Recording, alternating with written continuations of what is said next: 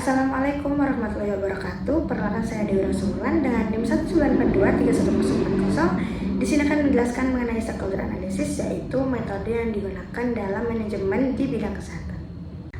Di sini ada indikasi penggunaan AI, yaitu pada penyusunan tugas ini saya tidak menggunakan aplikasi berbasis AI, namun menggunakan beberapa platform materi ilmiah. Antara lain yang pertama Google Scholar dan Science Direct untuk mencari sumber literatur referensi dari artikel ilmiah. Yang kedua yaitu modul stakeholder mapping dari kebijakan kesehatan Indonesia. Yang ketiga yaitu guide to stakeholder analysis atau panduan untuk menganalisis stakeholder analysis dari simplystakeholders.com. Nah, di sini adalah latar belakang topik mengapa saya memilih stakeholder analysis. Stakeholder analysis merupakan metode untuk memetakan pemangku kebijakan dalam merumuskan maupun mengimplementasikan sebuah kebijakan, khususnya pada bidang kesehatan. Nah, model ini menggunakan matriks 2x2. Nah, hal ini tentunya memudahkan instansi dalam menghadapi dan juga mempertimbangkan penyusunan kerjasama maupun jenis partisipasi yang tentunya berbeda dari masing-masing pemangku kebijakan. Alasan dari pemilihan topik ini yaitu berdasarkan era pada masa kini, yaitu pergeseran paradigma di kesehatan berubah dari government atau kebijakan yang menjadikan para pemangku utama ini merupakan bagian dari pemerintahan, menjadi bahwa kebijakan ini bisa dilibatkan oleh berbagai sektor. Pada era ini, para pemangku kepentingan dengan pengaruh rendah itu juga dapat menjadi sebuah kekuatan yang besar jika menjalin kolaborasi kerjasama dengan baik. Penyusunan tugas ini menggunakan 5 sumber referensi yang didapatkan dari Google Scholar dan juga Science Direct. Yang pertama yaitu dari sebuah jurnal dari penulis Grace Vesmoy et al. Dengan judul Identifying, Categorizing, and Mapping Actors Involved in Resilience in Healthcare, a Qualitative Stakeholder Analysis dari BMC Health Research. Lalu yang kedua yaitu jurnal dari Von Son and George Dido et al. Dengan judul Traditional, Complementary, and Integrated Healthcare, Global Stakeholder Perspective on World Health Organization's Current and Future Strategy dari BMJ Global Health. Yang ketiga yaitu Winter F. and KPA tahun 2022 dengan judul Key Favor Expertise Among Human and Veterinary Health Professionals in Germany, a Stakeholder Analysis of Knowledge Gaps dari jurnal PLOS ONE. Yang keempat yaitu Samuel et al. Dengan judul Sustainable Supply Chain Management in Stakeholders, Supporting from Sustainable Supply and Process Management in the Healthcare Industry in Vietnam, International Journal of Logistics Research and Application.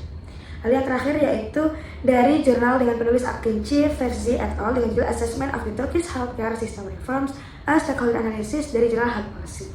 Nah, dari 5 jurnal ini disebut mengkaji sebuah informasi mengenai bagaimana peran suatu pemangku kepentingan ini penting yang dianalisis menggunakan metode stakeholder analysis. Jadi di dalam 5 jurnal ini mereka memberikan bagaimana tata cara dan juga bagaimana hasil dari matriks 2x2 dalam stakeholder analysis itu berpengaruh dalam suatu kebijakan kesehatan.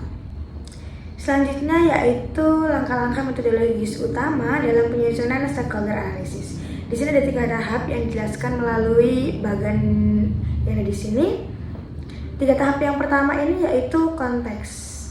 Pada tahap ini terdiri dari 2 langkah yang berurutan, antara lain yang pertama, identifikasi fokus, yaitu mengidentifikasi suatu isu dari organisasi ataupun isu sebuah program di bidang kesehatan. Nah, dalam isu atau organisasi atau masalah ini tentunya akan dianalisis. Dan yang kedua, identifikasi sistem boundaries atau batasan sistem. Di sini mengapa hal ini penting? Karena ini akan menentukan ruang lingkup atau cakupan analisis dari isu-isu yang akan dikaji atau dianalisis. Lalu selanjutnya ada tahap kedua, yaitu application of stakeholder methods atau penerapan bagaimana metode stakeholder analysis ini akan berjalan. Di sini ada beberapa langkah, yaitu ada 3 langkah. Yang pertama yaitu identifikasi pemangku kepentingan. Nah, di dalam suatu analisis ini kita mengidentifikasi siapa aja yang akan terlibat di tahap keduanya. Nah, apa aja sih pemangku kepentingan yang akan dimasukkan, apa perannya, dan siapa aja yang terlibat dalam sebuah program tersebut. Lalu yang ketiga yaitu mengkategorikan pemangku kepentingan serta kepentingannya dalam matriks yang akan disusun dalam bentuk matriks 2x2. Yang terakhir yaitu action atau sebuah tindakan, di mana di sini adalah sebuah pelaksanaan dari analisis stakeholder analisisnya, di mana di sini akan merekomendasikan aktivitas dan juga pelibatan stakeholder di dalam proyek ini ke depannya. Nah, hasil analisis ini akan digunakan untuk menyusun rekomendasi tindak lanjut sesuai dengan apa saja yang akan diperlukan oleh sebuah program. Baik, selanjutnya kita akan mengkaji bagaimana application of stakeholder methods atau bagaimana pengaplikasian suatu metode stakeholder analysis menggunakan matriks 2x2 dalam stakeholder analysis. Di sini ada contoh matriks dari stakeholder analysis di mana hubungan antar pemangku kepentingan ini dapat dianalisis menggunakan matriks berikut. Nah, di sini semakin panah menunjukkan ke arah kanan dan juga ke atas, maka terdapat minat atau interest dan juga terdapat pengaruh atau power yang tinggi dari pemangku kepentingan tersebut.